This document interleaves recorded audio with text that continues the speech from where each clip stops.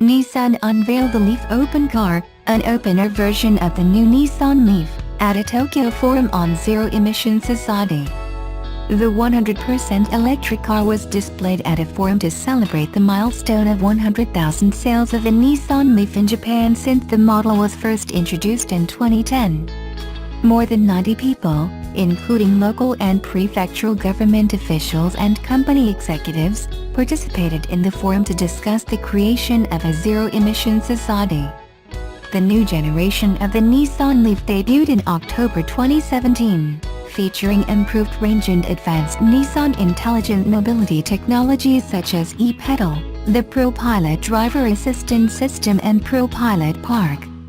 There are currently no production plans for the LEAF open car.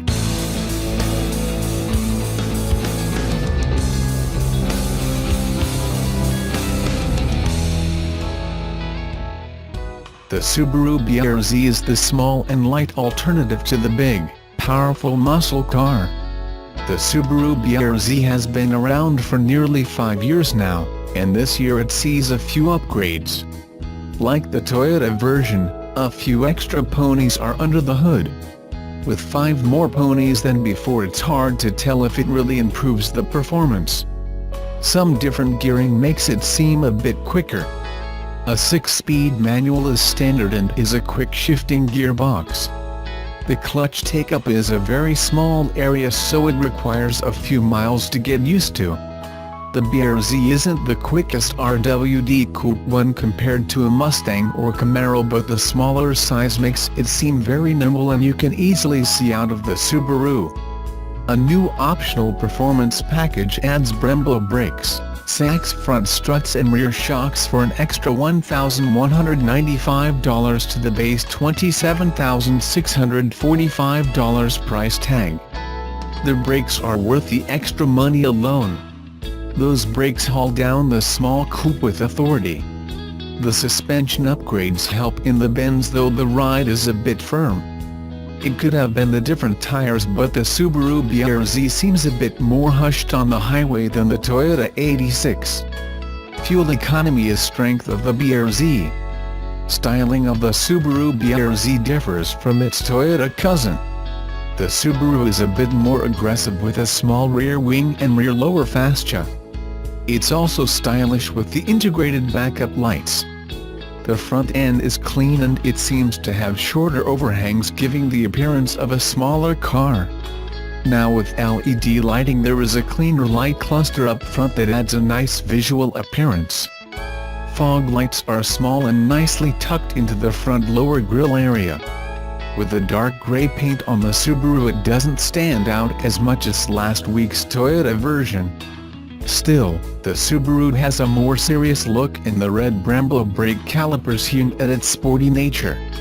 If the BRZ Limited isn't flashy enough, Subaru will sell you BRZ-TS that add a lot of carbon fiber bits to dress up the exterior.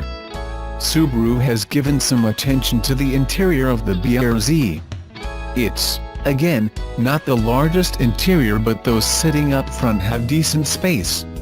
The vision out of the car is surprisingly good, but get used to looking at bumpers of trucks and SUVs.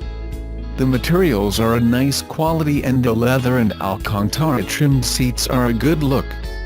Those seats are a bit stiff at first, but them comfortable and they hold you in place.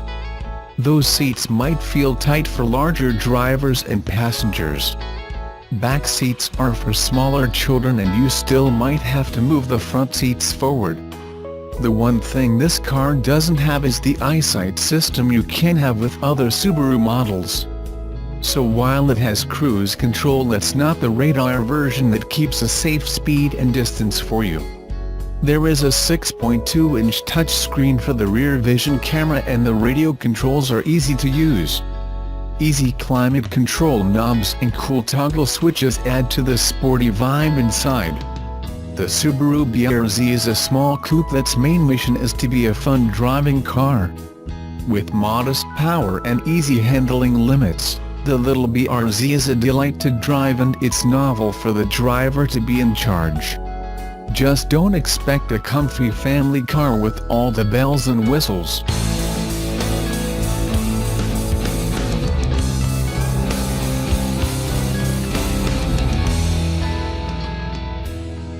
battery electric car sales are growing more slowly than the Cirrus notebook. Even in green California, and despite a 30% increase over 2016, sales of battery electric vehicles accounted for only 2.5% of all sales in the state last year, according to the California New Car Dealers Association. The Nissan LEAF was the earliest practical battery electric vehicle on the road, and it was a landmark vehicle when it debuted on American highways in late 2010. More than 300,000 of the little electric cars have been sold since, about half of them in the US, making the LEAF, by Nissan's reckoning, the top-selling global battery electric vehicle of all time. But the LEAF has gained competition and lost market shares since 2010.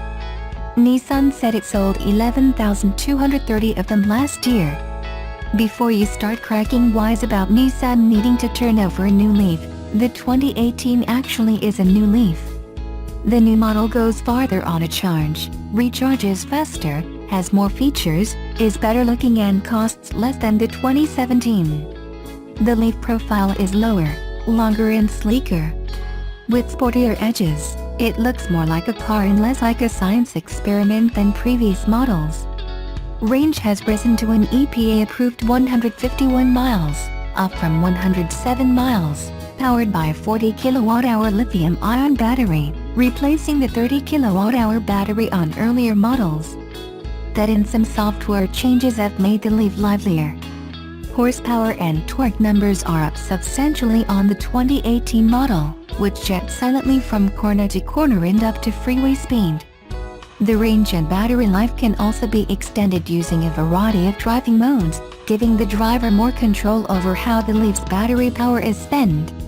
A 6.6 kW onboard charger can juice the LEAF up more quickly than previous models.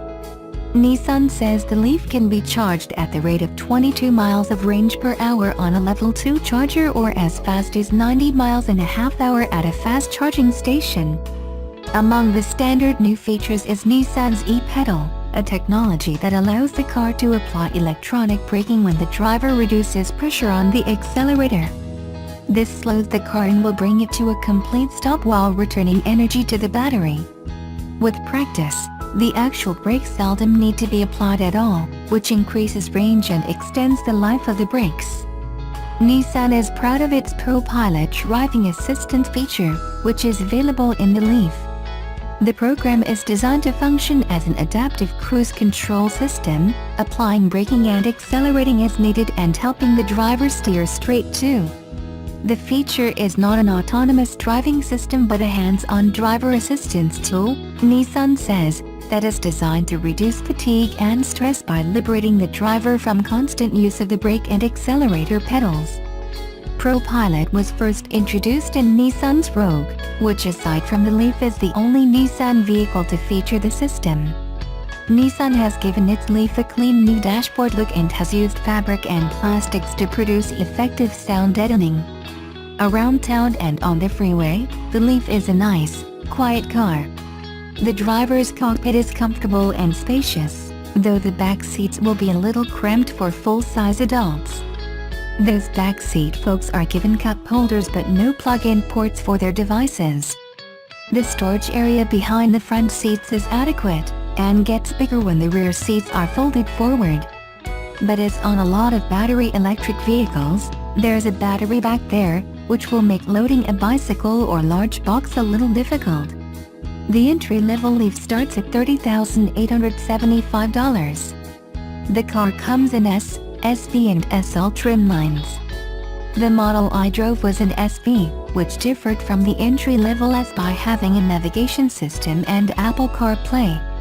It was also equipped with an all-weather package, a $900 upgrade that included heated front seats and steering wheel, and a $2,200 technology package that provided ProPilot and other safety features such as blind spot warning, rear cross traffic assist and pedestrian detection. The LEAF also makes a very subtle backup noise, like a quiet version of the backup beep on a commercial delivery truck. Pedestrians who complain about the stealthy silence of battery electric vehicles will benefit from this gentle warning. Will all of that be enough to reverse the LEAF's sales slide? or get more people rep for driving a battery electric vehicle? Many state and federal jurisdictions offer rebates and tax incentives to BEV buyers. As a further inducement, EPA tests determine that the average LEAF driver will spend only $600 a year on fuel and will save $3,750 in fuel costs over 5 years of driving, and that's if gasoline prices remain stable. That, paired with a reasonably low MSRP on the LEAF, should help a few people become a little more willing to think about giving up their gas habit and going electric.